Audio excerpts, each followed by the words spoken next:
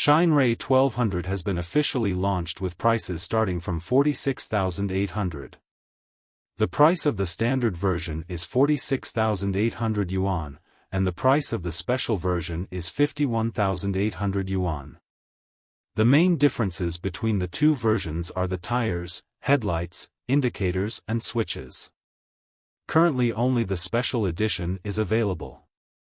The premium version is on sale, and the cheaper standard version will be available only next year.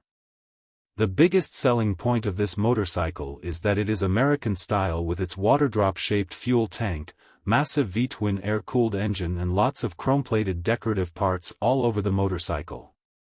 Secondly, there are rumors that Shineray's engine technical assets come from Harley.